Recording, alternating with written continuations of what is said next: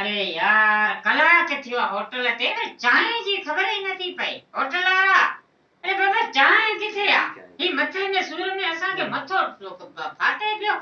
अरे बाबा अचियो चांहि अची अस्सलाम वालेकुम वालेकुम अस्सलाम अदा अरे अदा रंजू क्या हाल है ने एटा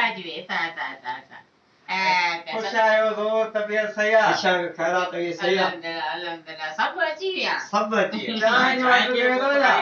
ये चाय ये त चाय अज मुझे ख्याल में चाय सही कोने ताजी चाय पियण सां को माण्हू के ब्लड प्रेशर माना जीअं डाउन हूंदो न ईअं के अदा ईअं न चाय जी चाय सही कोन दिमाग में सही है बाबा होटल में गिलाव पे करे माण्हू को खाली का तकड़ो जो अरे पो ईअं कर अभी चाय त मुझे ख्याल में कोन पियंदा न पियंदा नहीं पियंदा हां पियंदा अरे बाबा पो खीर आए होटल वाला खीर कोने ना खीर आए बाबा अरे खीर आए यार पो ये कर मुझे क्या में ये तू पी सर बस सब दोस्त पियंदा सब अब तू पी तो छा तू पिए ने लाजमी पियंदा आए ने अदा को जाता है गैस खत्म थियो न होटल आ गैस पे गैस भरे पियो भरे अरे हाँ पो तू ये कर यो तट घुरायूं भला टीवी तो सजी आपो फुल पियंदा दी पर सुनी मर्जी अरे पापा अदा पो आ तू ये कर जे कटकड़ी जा कड़ी अचे वो वाला का वो ये वो कह रहा सही दुनिया शुक्र है ये जेको मोहब्बतूं दोस्त ॾियनि था न यकीन करियो माने दिल माना मुंहिंजी हीअं थी वञे मुंहिंजी दिलि हीअं थी वञे अरे तयार पई हुई पहिरीं छा हा हिन भागा तोखे मूं चयो हो त थोरो ख़्यालु हूंदो आहे आजो ख्याल हो तो ऑर्डर देनो खानी होटल है बाबा होटल चाय पी ना मुझे चाय सुठी ठाइंदो कर सुठी चाय ठाइंदो कर चाय स्पेशल तकड़ो कोप खाली करे बेगरा के दियना रुको मेहमानन के आऊं रवानो करिया पो के सही आ तो मेहमान के दिसी तू तो लाराई नहीं था देखे मुझा मत छो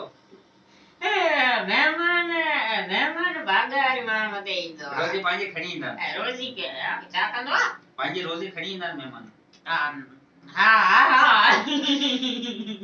अदा यो करा तबीयत कीया सही आ खुश है पिया अरे डबा मखनी छा न मखो अरे सही आ पिया चाय पियो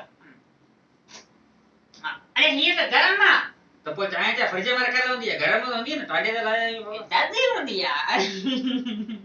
सही चाय जो 40 रुपया कोप थी हां कट 40 रुपया 40 मुझे आगे में बुधाई छे ना तो को पछाड़ी बेस करी ना बाबा ये बाबा सही आ वीरो कर खुश आयो ना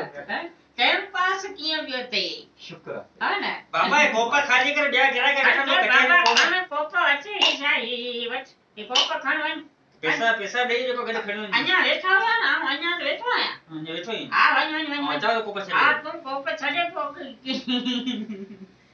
होटल बदतमीज है दोस्त आ ना लंगो क्या यार पुराना आदमी यारा को आने इजाजत आनी वठो इजाजत वठो ठीक है से इजाजत हां भाई कोप ठीक है होटल सही